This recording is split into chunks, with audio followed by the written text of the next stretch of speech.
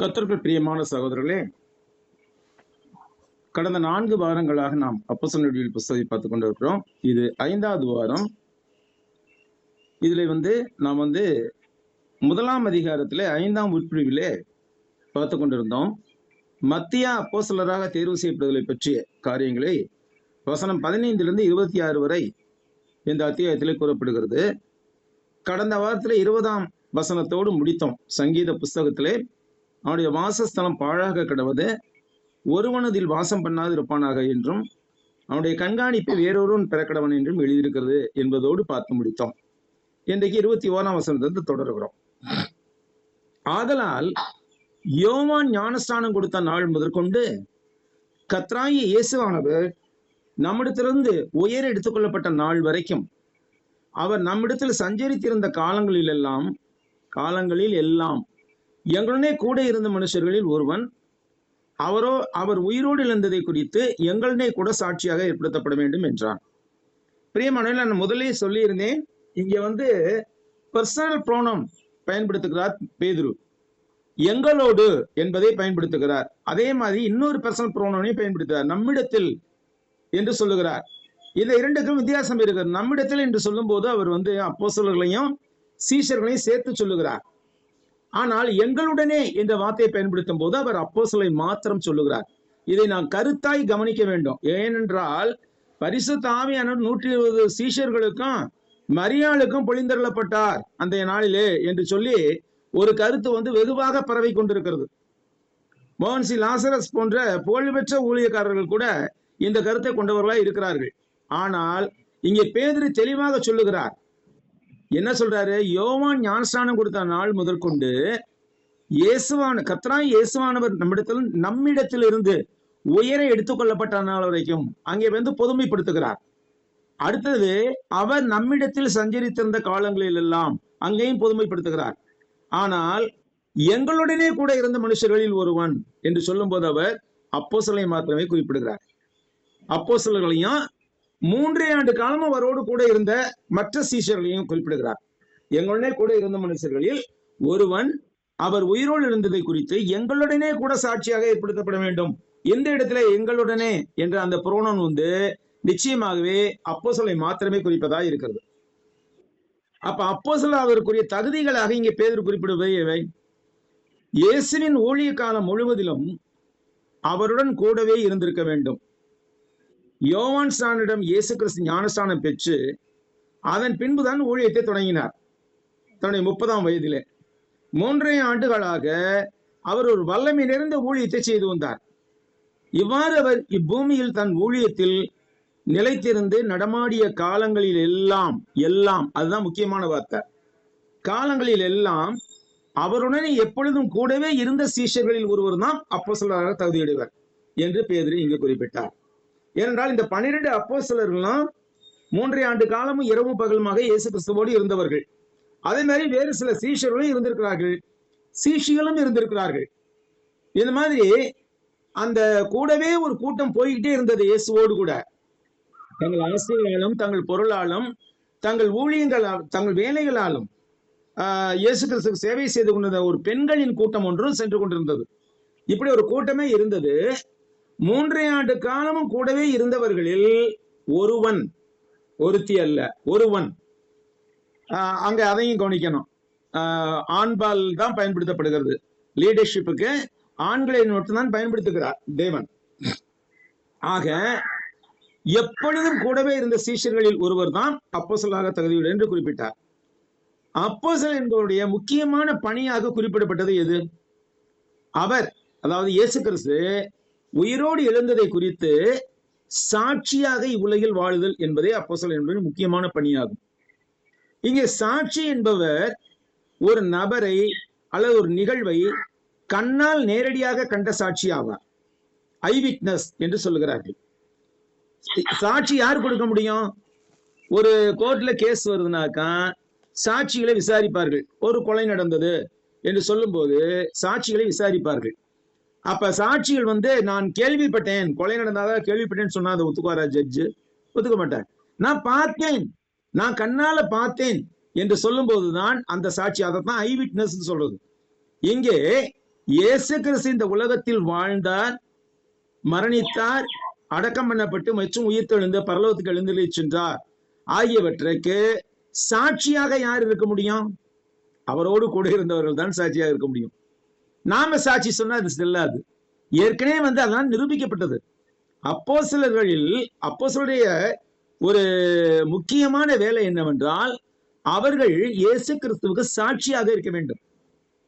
இயேசு கிறிஸ்து இந்த உலகத்தில் செய்தவை மற்றும் போதித்தவை ஆகியவற்றை கண்ணார கண்டவர்களே அவரை குறித்து விதமாக சாட்சி கொடுக்கக்கூடியவர்கள். இதை நாம் ஏன் இவ்வளவு அழித்துறோம் என்றால், ஒரு சில பெந்தகோஸ்தே சபைகளில் இன்றைக்கு அப்போஸ்தலர் ஐயா வந்துட்டாரு, தீர்க்கதரிசி ஐயா வந்தாரு என்றெல்லாம் சொல்லி கதை விட்டுக்கிட்டு இருக்காங்க. இன்றைக்கு அப்போஸ்தலர் இருக்கிறாங்க. எங்க இருக்கிறாங்க? அவங்களுக்குரிய ஆசனங்கள்ல அமர்ந்து இருக்கிறாங்க 12 அப்போஸ்தலர்கள். அவர்களை தவிர வேறு யாரும் அப்போஸ்தலர் என்று சொல்ல முடியாது. இந்த அப்போஸ்தலர்கள் சென்ற இடங்களில் எல்லாம் இயேசுவை குறித்து சாட்சி கொடுத்தார்கள். சென்ற இடங்களில் எல்லாம் இயேசுவை குறித்து சாட்சி கொடுத்தார்கள். அவர்களுக்கு அற்புதங்கள் செய்யும் வல்லமையும், பிறருக்கு பரிசுத்த ஆவியானவர் வரங்களை கொடுக்கும் வல்லமையையும் பரிசுத்த ஆவியானவரின் அபிஷேகத்தின் மூலமாக தேவன் அருளியிருந்தார். அதை அடுத்த அதிகாரத்துல பார்க்க போறோம் நம்ம. அப்ப அவர்கள் அற்புதங்கள் செய்யும் வல்லமை இருந்தது அவர்களுக்கு. அதோடு கூட பிறருக்கு பரிசுத்த ஆவியானவர் வரங்களை அருளுகின்ற ஒரு விசேஷித்த காரியம் அவர்களுக்கு கொடுக்கப்பட்டது. இது அவர்கள் போதித்தவற்றை மக்கள் உடனடியாக விசுவாசிக்க உதவிற்று. ஏன்னா மார்க் 16:20 வாசிக்கிற மார்க் எழுதுறார் இப்படி: அவர்கள் புறப்பட்டு போய் எங்கும் பிரசங்கம் பண்ணினார்கள். கர்த்தர் அவர்களுடனே கூட கிரியை நடப்பித்து அவர்களால் நடந்த அடையாளங்களினாலே வசனத்தை உறுதிப்படுத்தினார். எதற்காக அப்போஸ்தலர்கள் அற்புத அடையாளங்கள் செய்தார்கள்? வசனத்தை உறுதிப்படுத்துவதற்காக, வேறு ஒன்றுக்காகவும் அல்ல. எனவே வசனத்தை உறுதிப்படுத்தவே அடையாளங்களோ அற்புதங்கள் செய்யப்பட்டது என்று நாம் புரிந்து கொள்கிறோம். இன்றைய நாட்களில் ஏற்கனவே உறுதிப்படுத்தப்பட்ட வசனங்களை கை கொண்டு நடக்கவே நாம் கடமைப்பட்டுள்ளோம். ஏற்கனவே இதெல்லாம் உறுதிப்படுத்தி ஆயிடுச்சு. இன்னைக்கு என்ன செய்யறாங்க? நான் அற்புதம் செய்யறேன், அடையாளம் செய்யறேன்னு சொல்லி திடுறாங்க பல பேர். பெந்தகோஸ்தேல முக்கியமாக அற்புதங்கள் அடையாளங்கள் இன்றைக்கு நம்ம செய்யணும்னு அவசியம் இல்லை, செய்யவும் முடியாது. அந்த அற்புத அடையாளங்கள் காலம் முடிந்து போய்விட்டது. இங்கே நாம் மீண்டும் வசனத்தை உறுதிப்படுத்த தேவையில்லை. ஏற்கனவே உறுதிப்படுத்தப்பட்டாயிற்று. அந்த வசனத்தை கை கொண்டு நடந்தாலே போதும். நம்மிடத்தில் இருந்து மற்றும் எங்களுடனே கூட என்ற அந்த பர்சனல் ப்ரோனவுனுடைய முக்கியத்துவம் என்ன? நம்மிடத்தில் இருந்து என்று பேதுரு கூறிய போது அவர் இயேசு கிறிஸ்துவை பின்பற்றுவர்களாக இருந்த எல்லாரையும் குறிப்பிட்டார். இவர்கள் ஏறக்குறைய அங்க கூடியிருந்தவர்கள் 120 பேர் ஆவார்கள். எங்களுடனே கூட என்று கூறுகையில் பேதுரு தம்மையும் தம்மோடு இருந்த மற்ற அப்போஸ்தலர்கள் 10 பேரையும் குறிப்பிட்டார். இது முக்கியமாக கவனிக்கப்பட வேண்டிய வேறுபாடு ஆகும். 23ஆம் வசனம் சொல்லுகிறது: அப்பொழுது அவர்கள் யுஸ்து என்னும் மறுநாமம் உள்ள பர்சபா என்னப்பட்ட யோசேப்பும் மத்தியாவும் ஆகிய இவ்விரண்டு பேரையும் நிறுத்தி, யுஸ்து மற்றும் மத்தியா ஆகியோரை பற்றி கொஞ்சம் விவரமா பார்க்கலாம். பர்சபா என்று அழைக்கப்படும் யோசேப்பு, இவரை பற்றி நாம் அதிகமாக அறிவதில்லை. இவர் யுஸ்து என்ற லத்தீன் பெயராலும் அழைக்கப்பட்டார். யுஸ்து என்று தமிழில் மொழிபெயர்க்கப்பட்டுள்ளது. அதை ஆங்கிலத்தில் சொல்லும் போது ஜஸ்டஸ் என்று சொல்லுகிறார்கள். கொலோசியர் 4:11 பவுல் இவ்வாறு சொல்லுகிறார்: யுஸ்து என்னப்பட்ட இயேசுவும் வாழ்த்துதல் சொல்லுகிறான் என்று குறிப்பிடும் நபர் இவராக இருக்கலாம் என்று ஒரு கருத்து நிலவுகிறது. யுஸ்துவை பற்றி யூசேபியஸ் என்ற வரலாற்று ஆசிரியர் இவ்வாறு குறிப்பிடுகிறார்: யுஸ்துவை பற்றி மற்றொரு அற்புதமான வரலாறு உண்டு. யார் சொல்றது? யூசேபியஸ் சொல்றது, நான் சொல்றது இல்ல, யூசேபியஸ் சொல்றது. யுஸ்துவை பற்றி மற்றொரு அற்புதமான வரலாறு உண்டு. பர்சபாஸ் என்ற குடும்ப பெயர் கொண்ட அவர் ஒரு கொடிய விஷத்தை குடித்தார். இருப்பினும் தேவனுடைய கிருபையினால் அவருக்கு எந்த தீங்கும் ஏற்படவில்லை. அவர் யுஸ்து என்று அழைக்கப்பட்டார், ஜஸ்டஸ் என்று அழைக்கப்பட்டார். இது ஒரு லத்தீன் பெயர். இது நியாயமானது என்று அர்த்தப்படுகிற ஒரு பெயராக இருக்கிறது. ஜஸ்டிஸ் என்று சொல்லும் போது நியாயமானது என்று சொல்லுகிறார்கள். இவர் தனது தனித்துவமான நேர்மையின் காரணமாக இவ்வாறு அழைக்கப்பட்டார் என்று சொல்லப்படுகிறது. மிகவும் நேர்மையானவராய் இருந்தார். இவர் விர்ச்சியஸ், ரொம்ப ஒழுக்க நெறிகளிலே மிகவும் கட்டுப்பாடு உள்ளவராக, தனித்துவமான நேர்மையுள்ளவராக இருந்தார். Honest person. அதனால இவர் ஜஸ்டஸ் என்று அழைக்கப்பட்டார். 1ஆம் நூற்றாண்டில் எலுத்தரோபோலிஸ் என்ற இடம் பெட்டாரிஸ் என்ற பெயர் கொண்ட கிராமமாக இருந்தது. போலிஸ் என்றால் நகரம்னு அர்த்தம். எலுத்தரோபோலிஸ் என்ற ஒரு நகரம் 1ஆம் நூற்றாண்டுல ஒரு கிராமமாக இருந்தது. அந்த கிராமத்தின் பெயர் பெட்டாரிஸ். கிறிஸ்தவ பாரம்பரியத்தின்படி பின்னாட்களில் இந்த ஜஸ்டஸ் யுஸ்து எலுத்தரோபோலிஸ் என்ற ஊரில், அதாவது பெட்டாரிஸில் கூடி வந்த சபையின் மூப்பர்களில் ஒருவரானார். அங்கு அவர் ஒரு வேத சாட்சியாக மரணமடைந்தார். கிபி 68 ரோம பேரரசனாக இருந்த வெஸ்பாசியன் என்னும் உத்தரவின் பேரில் இவர் கொல்லப்பட்டார். இந்த ஜஸ்டஸ் அந்த யுஸ்து என்னும் மரணமுள்ள பெர்சபா என்ற யோசேப்பையும், அடுத்தது யாரை நிறுத்துறாங்க? தேவனின் கொடை என்று அர்த்தப்படுகிற மத்தியா என்னும் பெயருடையவர். இவர் அப்போஸ்தலர் 1:23 மற்றும் 26 ஆகிய 2 வசனங்கள் மாத்திரமே குறிப்பிடப்பட்டுள்ளார். ஆனால் அது முதல் 12 அப்போஸ்தலர் மொத்தமாக குறிப்பிடப்படும் போதெல்லாம் இவரும் இக்குழுவில் இருந்துள்ளார். நடபடிகளில், அதாவது அப்போஸ்தலர் நடபடிகளில் இந்த 2 குறிப்புகளுக்கு அப்பால் புதிய ஏற்பாடு அவரை பற்றி நமக்கு எதுவுமே கூறவில்லை. எவனாயினும் யூதாசுக்கு பதிலாக ஒரு அப்போஸ்தலராக ஆவதற்கு பேதுரு குறிப்பிட்ட தகுதி இவரிடத்தில் இருந்தது. இந்த 2 பேருமே இருந்தது. யோவான் ஸ்நானனிடம் இயேசு கிறிஸ்து ஞானஸ்நானம் பெற்றதிலிருந்து அவரை மத்தியா பின்தொடர்ந்திருந்தார், யுஸ்துவும் பின்தொடர்ந்திருந்தார். அங்கிருந்த சீஷர் குழுவில் அப்போஸ்தலராகும் தகுதி பெற்றிருந்தவர்கள் இந்த 2 பேர் மாத்திரம்தான். நல்லா கவனிச்சு பாருங்க. ஒருவேளை இயேசு கிறிஸ்துவோடு கூட இன்னும் சில சீஷர்களும் கூடவே 3.5 ஆண்டு காலம் இருந்திருந்தால் அவர்கள் நிறுத்தப்பட்டிருப்பார்கள். இங்க 2 பேரும் தான் தகுதியுடலா இருந்தார்கள். அதே பெரிய கூட்டத்திலேயே, அதாவது அப்போஸ்தலர்கள் 3.5 ஆண்டு காலமா அவரோடு இருந்தார்கள். மற்ற சில பெண்களும் இருந்திருந்தார்கள், மற்ற சீஷர்களும் இருந்திருந்தார்கள். ஆனால் அவர்களில் பெரும்பாலோர் வந்துட்டு போயிடுறவங்களா இருந்தாங்க. ஆனா அப்போஸ்தலரோடு இயேசு கிறிஸ்துவோடு கூடவே 3.5 ஆண்டு காலம் இருந்தவர்கள் அத்தே பெரிய கூட்டத்திலேயே 2 பேர் தான் இருக்கிறாங்க. யுஸ்து, மத்தியா, இந்த 2 பேரும் தான் இருந்திருக்கிறாங்க. வேற ஒருத்தர் இருந்திருந்தா அவரும் முன்னிறுத்தப்பட்டிருப்பார். இந்த 2 பேரும் மாத்திரம்தான் அங்க முன்னிறுத்தினார்கள். முன்னிறுத்தி என்ன செய்கிறார்கள்? ஜெபிக்கிறார்கள். 24, 25 வசனத்துல ஜெபம் பண்றாங்க. என்ன ஜெபம் பண்றாங்க? வசனத்தை வாசிப்போம். எல்லாருடைய இருதயங்களையும் அறிந்திருக்கிற கர்த்தாவே, யூதாஸ் என்பவன் தனக்குரிய இடத்துக்கு போகும்படி இழந்து போன இந்த ஊழியத்திலும் இந்த அப்போஸ்தல பட்டத்திலும் பங்கு பெறுவதற்காக இவ்விரண்டு பேரில் தேவரீர் தெரிந்து கொண்டவனை எங்களுக்கு காண்பித்தருளும் என்று ஜெபம் பண்ணினார். யூதாஸ் என்பவன் தனக்குரிய இடத்துக்கு போகும்படி இழந்து போயிட்டான். அந்த ஊழியத்தை, எதை? அப்போஸ்தல ஊழியத்தை இழந்து போய்விட்டான்.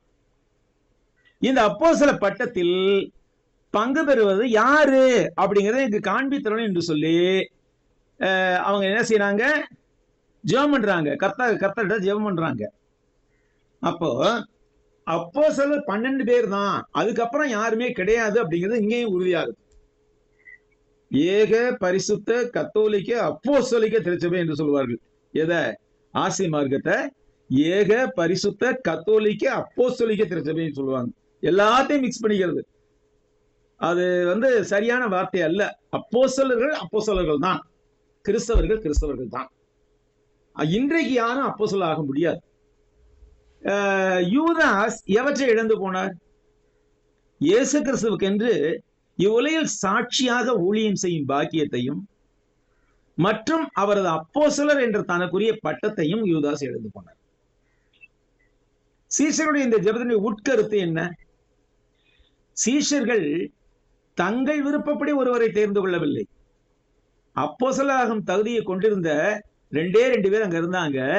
அவங்க 2 பேரையும் முன்னிறுத்தி தேவனுடைய சித்தம் இன்னதென்று அறிந்து கொள்ள விரும்பினார்கள். அவர்கள் நினைத்திருந்தால் அங்க ஒரு தேர்தலை ஏற்பாடு செய்து பெரும்பான்மையினரின் விருப்பப்படி, இன்னைக்கு எலெக்ஷன்லாம் நடக்குது இல்லையா, அந்த மாதிரி ஒருவரை அப்போஸ்தலராக தேர்வு செய்திருக்கலாம். முடியுமா? முடியாத? முடிஞ்சிருக்கும்.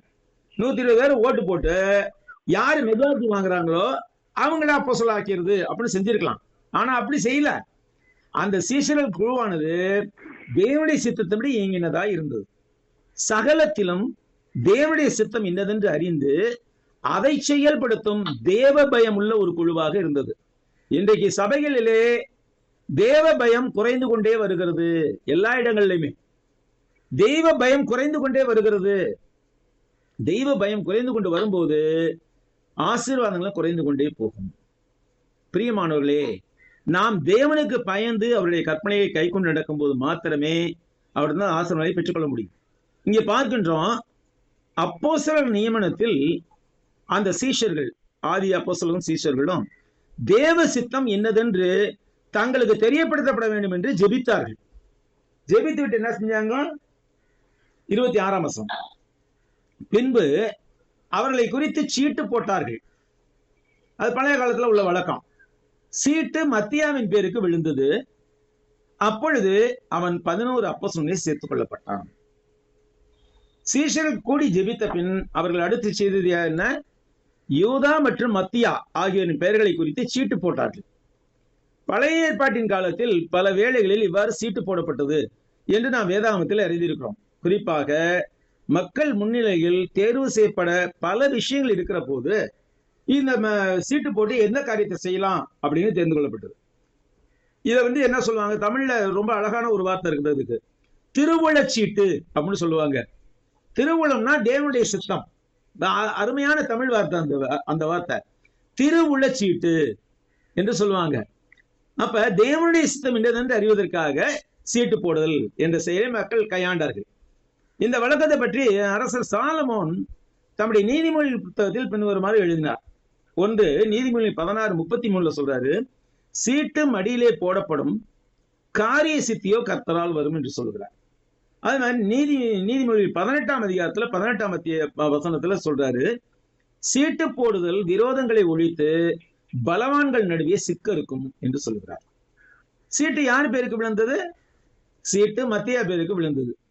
இந்த மத்தியா யாருடன் சேர்த்துக் கொள்ளப்பட்டார்? மத்தியா 11 அப்போஸ்தலனை சேர்த்துக் கொள்ளப்பட்டார். இதன் மூலம் அப்போஸ்தலர் குழுவானது தனது எண்ணிக்கையில் நிறைவடைந்தது. 12 பேருக்கு குறைவாகவோ அல்லது 12 பேருக்கு அதிகமாகவோ அப்போஸ்தலர் இருக்க முடியாது. ஏன்னாக்கா கிறிஸ்துவின் ராஜ்யமாக சபையில் அவர்களுக்கு 12 அரியணைகள் வழங்கப்பட்டுள்ளன. இந்த அப்போஸ்தலர்கள் தங்களுக்கே உரிய அரியணைகளில் இன்றைக்கும் விட்டிருக்கிறார்கள். வேறு யாரும் அந்த அரியணையை கைப்பற்ற முடியாது. வேற யாருக்கும் கூடுதலாக அங்க அரியணை போடப்படாது. யாரு, பவுல் வந்துட்டாரு, சீலா வந்துட்டாரு அப்படின்னா அவங்களுக்கு 2 சீட் போடு, 2 அப்போஸ்தலர் போடு, ஒரு சீட்டு போடு அப்படின்னு சொல்ல முடியாது. ஏன்னா இயேசு கிறிஸ்து நியமித்தது எத்தனை பேர்? 12 அப்போஸ்தலர்கள் தான். அவர்கள் இன்றைக்கும் அரசாளுகிறார்கள். பரதீசில் இருந்து கொண்டு இன்றைக்கும் உலகத்தை அரசாளுகிறார், நியாயந்திருக்கிறார்கள். பிற்பாடு பவுல் உட்பட பலர் அப்போஸ்தலர்கள் அழைக்கப்பட்டாலும் அவர்கள் இந்த குழுவில் இடம்பெறுவது கிடையாது. இதை நம்ம புரிஞ்சுக்கணும். இத்துடன் 1ஆம் அத்தியாயம் முடிவடைகிறது. இந்த 1ஆம் அத்தியாயத்துக்கான சிறப்பு பாடம் ஒன்றை இன்றைய நாளில் தொடங்குவோம். இதை முடிக்க முடியாது, நம்ம அடுத்த வாரத்துல தொடருவோம். சிறப்பு பாடம் இதுல என்ன? இந்த 1ஆம் அத்தியாயத்துக்கு வேதாகமத்தில் அப்போஸ்தலர் என்பவர்கள், வேதாகமத்தில் அப்போஸ்தலர் என்பவர் ஒரு தூதர், செய்தியாளர் அல்லது ஒரு குறிப்பிட்ட பணியோடு அனுப்பப்பட்டவர் ஆவார். இந்த சொல் முதன்மையாக இயேசு கிறிஸ்துவின் 12 அப்போஸ்தலரை குறிக்கிறது. இவர்கள் பிரசங்கிகளாகவும் குணப்படுத்துறவர்களாகவும் அவருடைய போதனை பரப்பவர்களாக இருக்க தேர்ந்து கொள்ளப்பட்ட அவருடைய நெருங்கிய சீடர்கள் ஆகும். புதிய ஏற்பாடு மத்தேயு, மார்க்கு, லூக்கா ஆகிய நற்செய்திகளிலும் அப்போஸ்தலர் நடபடிகளிலும் இந்த அடித்தள நபர்களை அடையாளம் காட்டுகிறது. இந்த ஆதியில இருந்த 12 அப்போஸ்தலர்கள் யார் என்று பார்க்கும்போது அதுல முதலாவது முந்தினவன் என்று சொல்லப்பட்ட பேதுரு என்று அழைக்கப்படுகிறார். முந்தினவன் என்று சொல்லி அழைக்கப்படுகிற பேதுரு அழைக்கப்பட்டார். சீமோன் என்றும் அறியப்பட்ட இவர் ஒரு மீனவராக மற்றும் ஆரம்பகால சபையின் மூப்பர்களில் ஒருவராக இருந்தார். நல்லா கவனிங்க, இத சபையிலே மூப்பர்களில் ஒருவராக தான் இருந்தார் இவர். கத்தோலிக்கர் ரொம்ப பெருமை பாராட்டுவாங்க, நாங்க பேதுரு என்ற ராயப்பிரகட்டின சபையில இருக்கிறோம், அவர் தான் அஸ்திபாரம், அவர் தான் எங்களுக்கு முதல் போப்பு அப்படிங்கிறாங்க. அவரே தன்னை குறித்து போப் என்று சொல்லிக் கொண்டதே இல்லை. மாறாக அவர் உங்களுள்ள மூப்பருக்கு உடன் மூப்பரும் என்றுதான் சொல்லுகிறார். இவர் பெத்சாயிதாவை சேர்ந்த சீமோன் என்ற யூத மீனவர் என்று அழைக்கப்படுகிறார். இவர் இயேசு கிறிஸ்துவால் அழைக்கப்பட்ட முதல் அப்போஸ்தலர்களில் ஒருவர் ஆவார். 12 அப்போஸ்தலர்களில் வெளிப்படையாக முந்திக் கொண்டு பேசும் தலைவராக இருந்த அவர் இயேசுவை மேசியா என்று அறிக்கையிட்டதுதான். வசனங்கள் சொல்றதுக்கு டைம் இல்ல, வசன குறிப்பு மட்டும் சொல்றேன். இயேசுவை மேசியா என்று அறிக்கையிட்டார். மத்தேயு 16, 13, 19. பாடுகளின் போது முதலில் அவரை மறுதலித்தார். நமக்கு நல்லா தெரியும், சேவல் இருமுறை கூமுன் நீ 3 முறை மறுதலிப்பா என்று இயேசு சொன்ன வாக்கியம் நிறைவேறிற்று. அந்த இரவிலே, இயேசு காட்டிக் கொடுக்கப்பட்ட இரவிலே முதலில் அவரை 3 முறை மறுதலித்தார். ஆனால் பின்னர் மீண்டும் நிலைநிறுத்தப்பட்டார். அவர் ஆரம்ப கால சபையின் அடித்தள தலைவர்களில் நடத்துனர்களில், தலைவர்களோட சொல்லக்கூடாது, நடத்துனர், ஆரம்ப கால சபையின் அடித்தள நடத்துனர்களில் ஒருவராக இருந்தார். அதோடு கூட அவருடைய தொடக்க கால வாழ்க்கை மற்றும் அவருடைய அழைப்பின் பின்னணியை பார்க்கும்போது, சீமோன் என்ற இயற்பெயர் கொண்டு பிறந்த அவர் யோவானின் அல்லது யோனாவின் மகன் ஆவார். மத்தேயு 16, 17 சொல்லப்படுது. அவர் பெத்சாயிதா என்ற மீனவ கிராமத்தில் வளர்ந்தார். பின்னர் அவர் கப்பர்நகூமுக்கு குடிபெயர்ந்து தன் சகோதரர் அந்திரேயாவுடன் சேர்ந்து மீன்பிடி தொழிலை நடத்தி வந்தார். கப்பர்நகூமில் தான் வாழ்ந்து வந்தார். ஒருவேளை ஒரு மாமியார் வீட்டிலே இருந்திருக்கலாம். ஏன்னா இயேசு கிறிஸ்து கப்பர்நகூமுக்கு வந்த போது அவருடைய மாமியாருக்கு, அதாவது பேதுருவின் மாமிக்கு ஜுரம் என்று சொன்ன போது அங்கே போயிருக்கார் என்று நாம் வாசிக்கின்றோம். அதனால அவர் மாமியார் வீட்டோட செட்டில் ஆயிருக்கலாம். அழைப்பு: இயேசு சீமோனையும் அந்திரேயாவையும் தங்கள் வலைகளை விட்டு வருமாறு அழைத்தார். அற்புதமாக அவருடைய படகுகளை மீன்களால் நிரப்பினார். இயேசு அவருக்கு கேபா அரமாயிக் மொழி அல்லது பேதுரு கிரேக்க மொழி.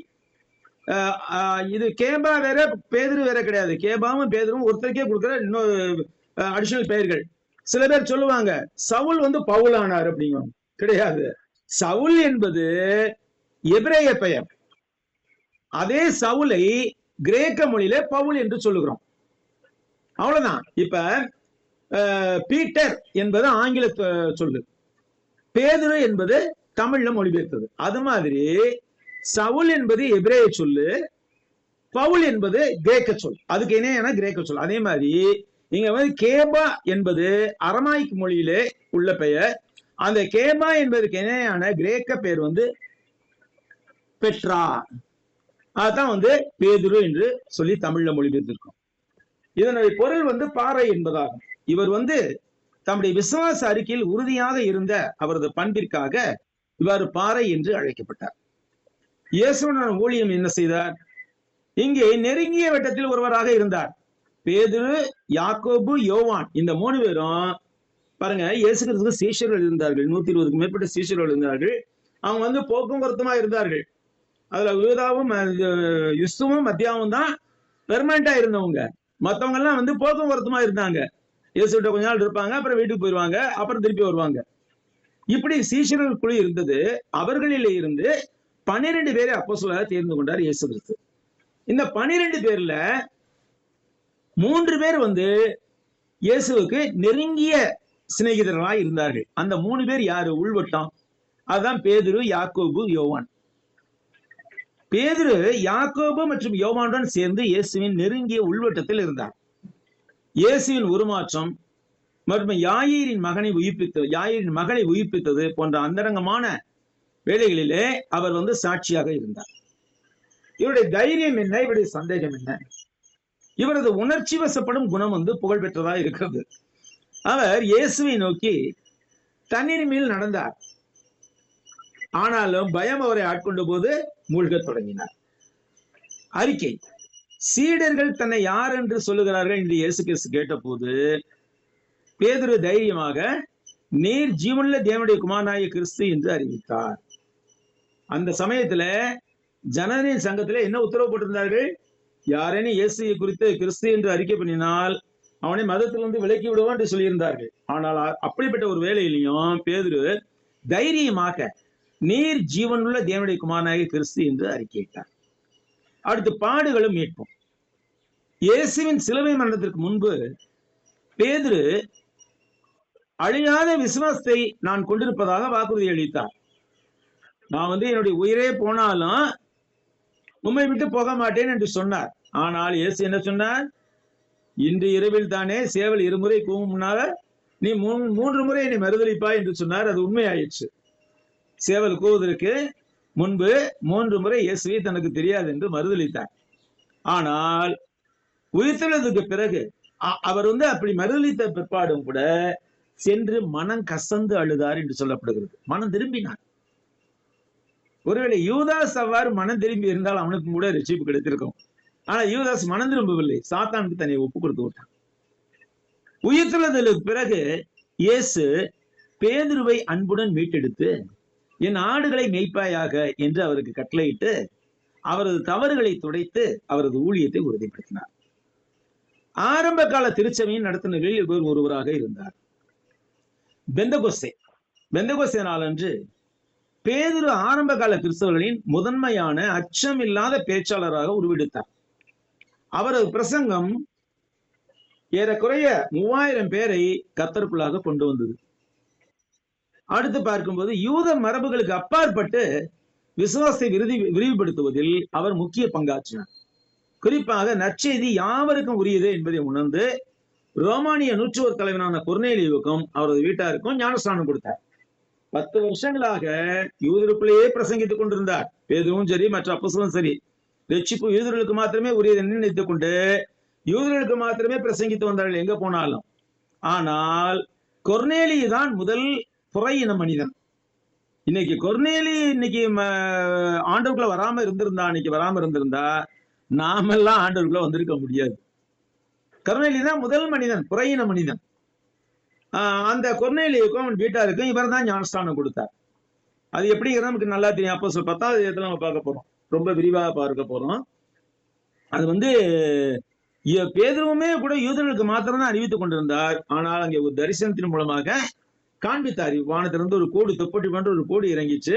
அதுல எல்லா மிருகங்களும் எல்லா பிராணிகளும் இருந்தன. பேதுருவை எழுந்து அடித்து புசி என்று சொன்ன போது, தீட்டும் அசுத்தமான ஒன்றை நான் புசித்ததில்லை ஆண்டவரே என்று சொன்னார். அப்ப தேவன் என்ன சொன்னார்? தூதர் என்ன சொன்னார்? தேவன் பரிசுத்தமாக்கின நீ தீட்டாக எண்ணாது.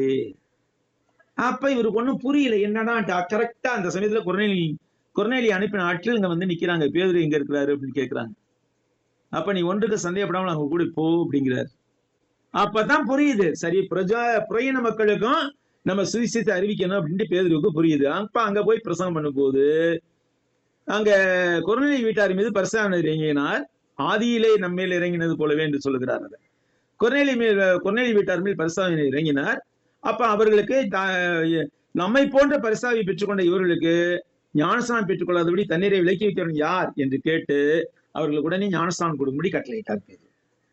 அடுத்ததாக எருசலேமில் உள்ள யூத அதிகாரிகளால் பேதுரு தொடர்ச்சியான கைதுகளையும் சிறைவாசத்தையும் எதிர்கொண்டார்.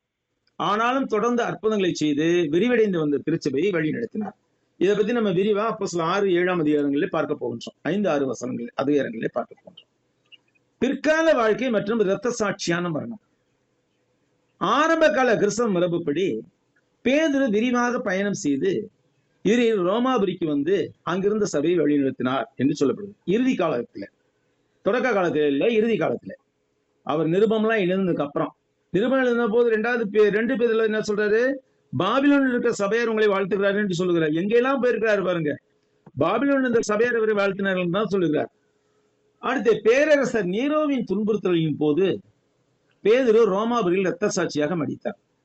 யூசபியஸ் போன்ற சபை வரலாற்று ஆசிரியர்கள் பதிவு செய்திருக்கிறார்கள். வேதாம புத்தகங்களில் வரும் பேதுரு நடவடிக்கைகளின்படியும் அவர் தமது ஆண்டவரை போலவே தானும் அறிக்க தகுதியற்றவர் என்று உணர்ந்ததால் தன்னை தலைகீழாக சிலுவையில் அறையப்படணும் என்று அவர் கேட்டுக்கொண்டார். அதன்படியே ரோமாபுரியிலே அவர் தலைகீழாக சிலுவையில் அறையப்பட்டு மரித்தார். அடுத்து 2வது அப்போஸ்தலர் அந்திரேயா, பேதுருவின் சகோதரர் இவர், அதாவது கூடவே பிறந்தவர் மற்றும் யோவான் ஸ்நானின் முன்னாள் சீஷர் இவர். பேதுருவின் சகோதரரும் அப்போஸ்தலருமான அந்திரேயா இயேசுவால் அழைக்கப்பட்ட முதல் சீடர் ஆவார். தொடக்கத்தில் பெத்சாயிதாவைச் சேர்ந்த ஒரு மீனவராகவும் யோவான் ஷானின் சீஷராகவும் இருந்த அந்திரேயா இயேசுவினால் முதலில் அழைக்கப்பட்டவர் என்று அறியப்பட்டார். அவர் தன் வாழ்நாள் முழுவதும் நற்செய்தியை பரப்புவதில் செலவழித்தார். மேலும் கிரேக்க நாட்டில் உள்ள பத்ரோஸ் என்ற நகரத்தில் எக்ஸ் வடிவத்தில் உள்ள சிலுவையில் அறையப்பட்டு இரத்த சாட்சியாக மரித்தார். ஆரம்ப கால வாழ்க்கை மற்றும் அழைப்பு. கலிலேய கடலோரத்தில் உள்ள பெத்சாயிதாவில் பிறந்த அந்திரேயா தன் சகோதரன சீமோன் பேதுருடன் சேர்ந்து ஒரு மீனவராக பணியாற்றினார். இயேசுவை சந்திப்பதற்கு முன்பு இவர் யோவான் ஸ்நானனின் சீஷராக இருந்தார். யோவான் ஸ்நானன் இயேசுவை தேவ ஆட்டுக்குட்டி என்று இவரிடம்தான் சுட்டி காட்டினார். யோவான் நற்செய்தியில் இயேசு கிறிஸ்துவினால் பெயரிடப்பட்ட முதல் சீடர் அந்திரேயா ஆவார். இயேசுவை மெசியாவாக அடையாளம் கண்டு கொண்டவுடன் அவர் உடனடியாக தனது சகோதரனாய சீமோன் பேதுருவை தேடி சென்று நாங்கள் மேசியாவை கண்டோம் என்று அவர் சொல்லி அவரை இயேசுவிடம் கூட்டிக் கொண்டு வந்து அறிமுகப்படுத்தினார். அது ரொம்ப சிறிய வேலையா தெரிஞ்சாலும் பிற்பாடு மிகப்பெரிய ஒரு பணியை பேதுரு செய்வதற்கு அதுதான் அஸ்திவாரமாக அமைந்தது. எனவே அந்திரேயா மிக முக்கியத்துவம் வாய்ந்தவர். நற்செய்திகளில் அந்திரேயாவின் பங்கு என்ன? பேதுரு, யாக்கோபு, யோவான் ஆகியோரை விட நற்செய்தி புத்தகங்களில் அந்திரேயா குறைவாகத்தான் குறிப்பிடப்பட்டிருக்கிறார். ஆனால் இயேசுவின் ஊழியத்தில் அந்திரேயா முக்கிய பணிகளை வகித்தார். என்னென்ன? முதலாவது 5000 பேருக்கு உணவளித்தலின் போது அப்பங்கள் மற்றும் மீன்களின் இந்த அற்புதத்துக்கு முன்பு 5 வார்கோதுமை அப்பங்களையும் 2 மீன்களையும் வைத்திருந்த சிறுவனை இயேசுடன் கொண்டு வந்து அந்திரேயா தான். இவருக்கு ஒவ்வொருத்தரா கூட்டு வர்றதுதான் வேலை. இவருக்கு இயேசு விட்ட ஒவ்வொருத்தரா கூட்டு, இங்க பாருங்க ஆண்டவரே, இவர்தான் பேதுரு, இங்க பாருங்க ஆண்டவரே, இந்த பையன்ட்டு தான் 5 அப்பங்களும் 2 மீன்களும் இருக்கிறது என்று சொல்லி கூட்டிட்டு வர்றார். பிரியமானவர்களே, நாம் எத்தனை பேர் நம்முடைய கர்த்தராகிய இயேசு கிறிஸ்துவை மற்றவர்களுக்கு அறிமுகப்படுத்தி அவரை இயேசுவிடத்தில் அழைத்து கொண்டு வருகிறோம்? யோசித்து பார்ப்போம். இது ரொம்ப அற்புதமான பணி. அது கிரேக்கர்களை அறிமுகப்படுத்துது. பாருங்க, 2 அடுத்து ஒரு கிரேக்க பயணிகள் குழு இயேசுவை காண விரும்பிய போது அவர்கள் பிலிப்பியர்கள். ஆனா பிலிப்புக்கு தெரியுது அந்திரேயாட்ட ஆலோசனை கேட்கணும் அப்படின்னு தெரியுது. ஏன்னா அவரு எல்லாத்தையும் ஜனங்களை பூரா கூட்டு போறவரா இருந்திருக்காரு இயேசு கிட்ட. அதனால அந்திரேயாட்ட ஆலோசனை கேட்கறதாங்க அந்த 2 பேரும் சேர்ந்து அந்த கிரேக்க பயணிகள் குழுவை இயேசுவிடத்துல கொண்டு வந்து காமித்தாங்க. அடுத்து ஒலிவ மலையில யுகத்தின் முடிவு பற்றி அடையாளங்களை இயேசுவிடம் தனிப்பட்ட முறையில் கேட்ட 4 சீடர்களில் அவரும் ஒருவராக இருந்தார். இந்த காரியங்கள் எப்போது நடக்கும்? உமது வருகைக்கும் உலகத்தின் முடிவுக்கும் அடையாளம் என்ன என்று கேட்டார்கள் இல்லையா? 4 சீடர்கள், அதுல இவர் ஒருவராக இருந்தார். அடுத்து இயேசுவின் உயிர்த்தெழுதல் மற்றும் பரத்துக்கேறுதலுக்கு பிறகு அந்திரேயா நற்செய்தியை பரப்புவதற்காக விரிவாக பயணம் செய்தார். பிரசங்கித்த பகுதியில் என்ன? அவர் கருங்கடலை சுற்றியுள்ள நிலப்பகுதிகள், ஆசியா மைனர் இன்றைய துருக்கி மற்றும் கிரேக்கம் ஆகிய பகுதிகளில் பிரசங்கித்ததாக பாரம்பரியமாக நம்பப்படுகிறது. அடுத்து பைசாந்தியம் பகுதியில் சபையை நிறுவன பெருமையும் இவருக்கு உண்டு. இதுவே பின்னர் கான்ஸ்டாண்டினோபிள் என்று அழைக்கப்பட்டது. வரலாற்று மற்றும் கிறிஸ்தவ பாரம்பரியத்தின்படி ரோமானிய ஆளுநர் ஏஜிஎச் என்பவரின் ஆட்சியின் போது கிபி 60-62 வாக்கில் கிரேக்கத்தில் உள்ள பத்ரோஸ் என்ற நகரத்தில் அந்திரேயா வேத சாட்சியாக மரித்தார். ஆங்கிலத்தில் ஆண்ட்ரூஸ் என்று அழைக்கப்படுகிறார். அந்திரேயா வேத சாட்சியாக மரித்தார். இவர் அந்திரேயாவின் சிலுவை என்றே சொல்லப்படுகிறது. சிலுவையில் அறையப்பட்டு தண்டிக்கப்பட்ட அந்திரேயா பாரம்பரியமான டி வடிவ அல்லது எக்ஸ் வடிவ சிலுவையில் பாரம்பரியமான டி அல்லது இயேசு கிறிஸ்து அறையப்பட்ட சிலுவை இருக்கு, அந்த போன்ற சிலுவையில் அறையதுக்கு பதிலாக எக்ஸ் வடிவ சிலுவையில் இதை காக்ஸ் டெகுசாட்டா என்று அழைக்கப்படுகிறது. ரோமானிய மொழியிலே கிரக்ஸ் டெகுசாட்டா என்று அழைக்கப்படுகிறது. தன்னை எக்ஸ் வடிவ சிலுவையில் அறையுமாறு கேட்டுக்கொண்டார். சிலுவையில் நிறைய வகை இருக்குது. இயேசு அறையப்பட்ட சிலுவை குறுக்க ஒரு மரக்கட்டை வச்சு அங்க ஏற்கனவே போல் இருக்கும், நட்டு வச்சிருப்பாங்க. இவர் சுமந்துக்கிட்டு போற அந்த குறுக்கு கட்டையை குறுக்கால வச்சு சிலுவையில் அடிக்கிறது ஒரு வேலை. அப்புறம் டி வடிவ சிலுவையும் இருக்குது. டி வடிவ சிலுவைனாக்கா மேலேயே ஊனிடுவாங்க, அந்த கட்டைய இடையில ஊனாம மேலேயே ஊனிடுவாங்க. அப்புறம் எக்ஸ் வடிவ சிலுவை இருக்குது. இந்த எக்ஸ் வடிவ சிலுவையில் தன்னை அறையுமாறு கேட்டுக்கொண்டார். இயேசுவை போன்ற அதே பாணியிலான சிலுவை அறைப்பதற்கு பேதுருவை போலவே தானும் முற்றிலும் தகுதியற்றவன் என்று அவர் கருதினார்.